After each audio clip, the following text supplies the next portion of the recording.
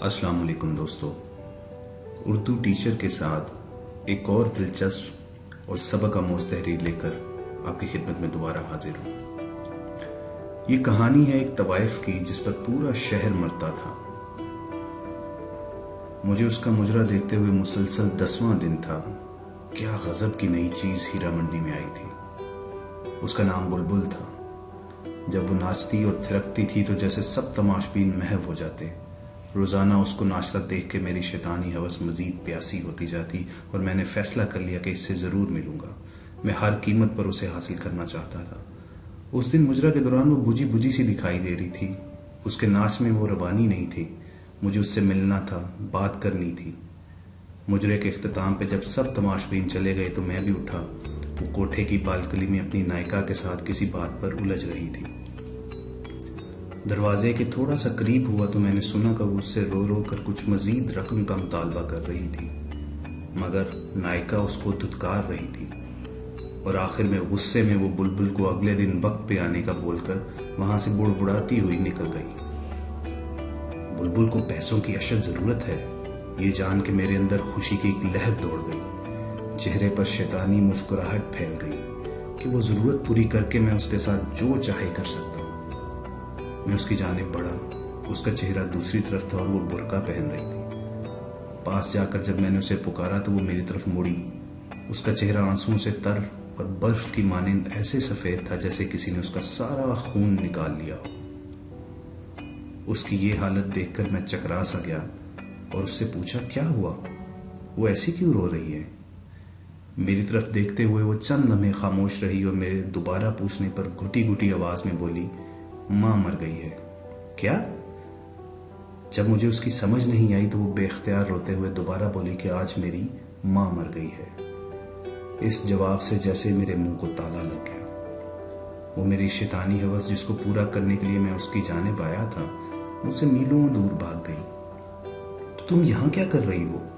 میں نے غصے اور حیرت سے اس سے پوچھا۔ کفن دفن کے پیسے نہیں ہیں میرے پاس، اس لیے میں مجرا کرنے آئی تھی، مگر نائکا آج پیسے ہی نہیں دے رہی۔ کہتی ہے بہت مندی ہے، تماشبین کوٹھے پر نہیں آتے، جو آتے ہیں وہ پہلے کی طرح کچھ لٹاتے نہیں۔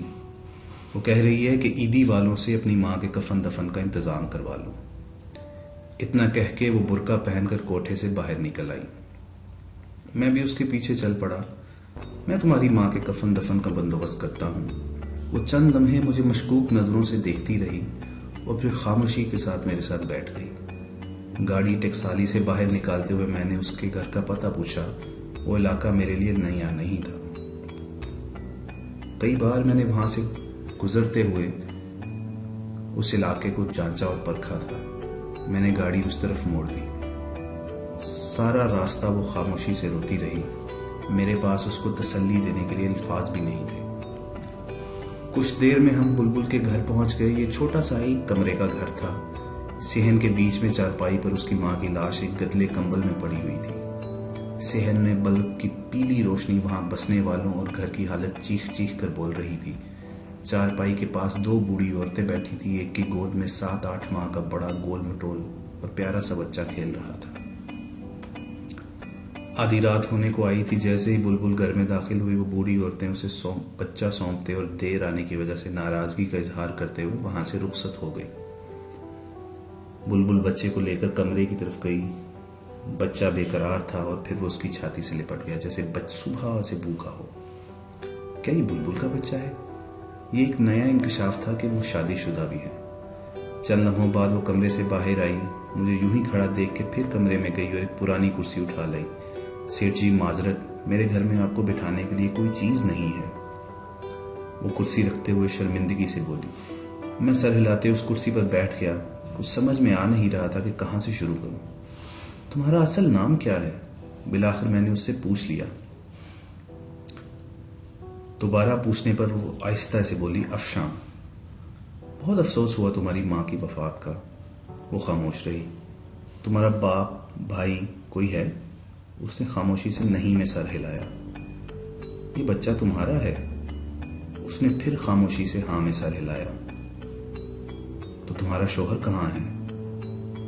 چند لمحے خاموش رہنے کے بعد وہ بولی، چھوڑ گیا۔ تو تم ہیرا منڈی کیسے گئی؟ مطلب تم دکھنے میں تو ناچنے گانے والی نہیں لگتی۔ اب وہ نظریں اٹھا کر مجھے دیکھتی ہوئی بولی، سیٹھ جی قسمت وہاں لے گئی۔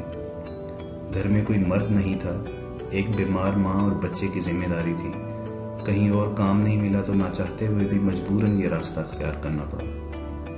کچھ عرصے تک نائکا نے ناچ گانا سکھایا، پھر دندے پر بٹھا دیا۔ وہ مجھے مجرا کرنے کے روزانہ 200 روپے دیتی ہے اور ساتھ میں تماش بینوں کا بچا کچا کھانا جو میں گھر لا کے اپنی ماں کو کھلاتی ہوں اور خود بھی کھاتی ہوں۔ برقعے میں آتی جاتی ہوں جس سے محلے میں کسی کو پتہ نہیں چلتا اور ایک بھرم قائم ہے۔ سیٹھ جی ایسی کتنی ہی بے سہارا گمنام لڑکیاں معاشی حالات کے ہاتھوں مجبور ہو کر ان کوٹھوں پر ناچنے پر مجبور ہیں۔ آپ لوگوں کو کیا پتا وہ کتنی مجبور ہو کر یہ قدم اٹھاتی ہیں۔ کوئی لڑکی اپنی خوشی سے یوں سب کے سامنے اپنا جسم، اپنی عزت نام نہیں کرتی۔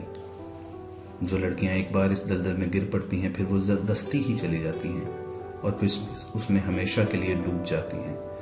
یہ سب کچھ بتاتے ہوئے افشاں کے لہجے میں بے بسی اور بے چارگی تھی، جیسے وہ کسی ناکردہ گناہوں کی سزا کاٹ رہی ہو۔ میں کچھ دیر اس کے چہرے کو دیکھتا رہا، پھر پرس سے چند نوٹ نکالے اور اس کے ہاتھ میں تھماتے ہوئے بولا، کل اپنی ماں کی تدفین کروا لینا اور بچے کے لیے کچھ خوراک اور گھر کے لیے راشن پانی لے لینا۔ وہ اتنے سارے نوٹ ایک ساتھ دیکھ کر حیران ہو گئی۔ کیا ہوا؟ میں نے اس کو یوں چپ ہوتے ہوئے پوچھا۔ سیٹھ جی مجھے ان روپوں کے بدلے کیا کرنا ہوگا؟ وہ ڈرتے ڈرتے پوچھ رہی تھی، شاید یہ سوچ رہی تھی کہ ان نوٹوں کے بدلے سیٹھ پتہ نہیں کب تک اس کا جسم نوچے گا، کب تک اس کو سیٹھ کی رکھیل بن کر رہنا پڑے گا۔ اس کی بات سن کر مجھے اپنے آپ سے اتنی نفرت ہوئی کہ میں خواہش کرنے لگا کہ زمین پھٹ جائے اور میں اس میں سما جاؤں۔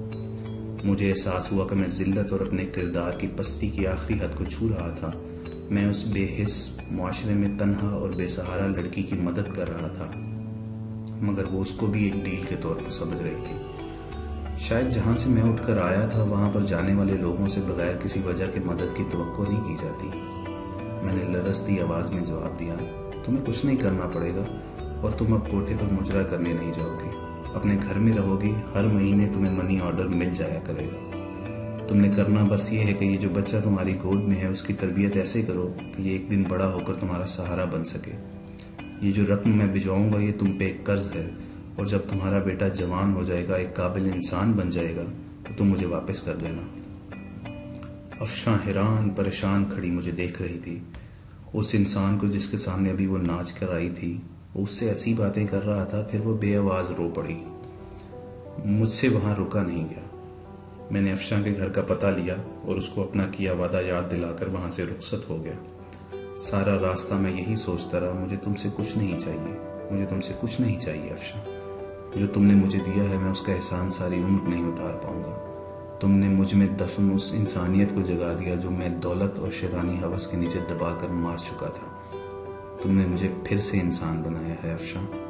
اس واقعے کے بعد میں ان تمام برے کاموں سے توبہ کر کر اس کی بارگاہ میں گناہوں کا بوجھ لیے حاضر ہوا۔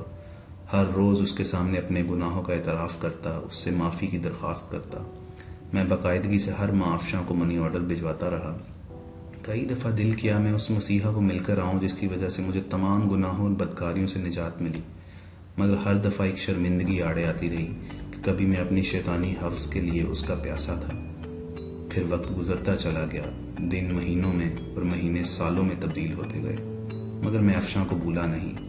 وہ بھی میری طرح بوڑھی ہو گئی ہوگی اور اس کا بیٹا جوان ہو گیا ہوگا، پتہ نہیں کسی قابل بنا ہوگا، اپنی ماں کا سہارا بنا ہوگا کہ نہیں۔ میرے بچے جوان ہو گئے تھے، زندگی اتار چڑھاؤ کے ساتھ مسلسل چل رہی تھی۔ ایک شام چھٹی کے دن جب میں اپنے گھر میں موجود تھا تو ملازم نے آ کر بتایا کہ ایک عورت اور اس کے ساتھ ایک جوان لڑکا آپ سے ملنے آئے ہیں۔ کون ہے؟ معلوم نہیں صاحب، پہلی بار ان کو دیکھا ہے، ملازم نے مؤدبانہ لہجے میں جواب دیا۔ اچھا، انہیں ڈرائنگ روم میں بٹھاؤ، میں آ رہا ہوں۔ کون ہو سکتا ہے؟ یہی سوچتے ہوئے میں ڈرائنگ روم کی طرف بڑھا۔ ایک عورت پر نور چہرے کے ساتھ سفید بڑی چادر میں خود کو چھپائے ہوئے ہاتھ میں ایک پرانی سی ڈائری لیے کھڑی تھی، اور اس کے ساتھ ایک اچھے کپڑوں میں ملبوس ایک بڑا ہینڈسم نوجوان تھا۔ اس لڑکے کو میں جانتا، وہ ہمارے علاقے کا نیا ڈی ایس پی احمد تھا۔ سلام سیٹھ جی، میں افشاں ہوں اور یہ میرا بیٹا احمد۔ جو ہی اس نے افشاں کا نام لیا میرے ذہن میں اس کا ماضی کا چہرہ گھوم گیا اور پھر مجھے پہچاننے میں دیر نہیں لگی کہ وہ افشاں تھی۔ آپ مجھے پہچان گئے ہیں؟ میں نے سر ہلاتے ہوئے ہاں میں جواب دیا اور ان کو بیٹھنے کا اشارہ کیا۔ افشاں پھر اپنے بیٹے سے مخاطب ہو کر بولی، احمد بیٹا، یہی ہے میرے مسیحا جن کی بدولت تمہاری ماں گندگی کی دلدل میں گرتے گرتے نکلی، اور یہی ہیں جو تمہاری پڑھائی کا تمہیں یہاں اس مقام تک لانے کا ذریعہ ہے۔ میں ان کو جانتا ہوں امی جان، ان کا شمار علاقے کے معزز ترین افراد میں ہوتا ہے، مگر میں یہ نہیں جانتا تھا کہ اس مقام پر لانے میں ان کا کردار سب سے اہم ہے۔ سیٹھ صاحب، جس طرح آپ ہم بے سہارا اور بے کس لوگوں کی زندگی میں مسیحا بن کر آئے، اس کا احسان ہم کبھی نہیں بھولیں گے۔ احمد بڑی مشکور نظروں سے دیکھتا ہوا بڑی عاجزی سے بول رہا تھا۔ ایسے کہہ کر آپ لوگ مجھے شرمندہ مت کریں، میں نے افشاں کی طرف دیکھتے ہوئے کہا۔ آج اس کو پکارتے ہوئے بے اختیار میرے منہ سے افشاں بہن نکل گیا۔ میں خود حیران تھا، مگر یہ سچ تھا۔ افشاں صوفے سے اٹھی اور آگے بڑھ کر پرانی سی ڈائری مجھے تھماتے ہوئے بولی، سیٹھ، جس میں وہ تمام حساب درج ہے، میری ماں کی تدفین سے لے کر آپ کے آخری منی آرڈر تک۔ میں نے ایک ایک پائی کا حساب رکھا، آپ کے دیے پیسوں کو امانت کے طور پر استعمال کیا، اپنے بیٹے کو ایک قابل انسان بنایا۔ آپ نے مجھے 22 سال پہلے کہا تھا کہ یہ قرض ہے اور یہ تب واپس کرنا جب تمہارا بیٹا ایک قابل انسان بن جائے۔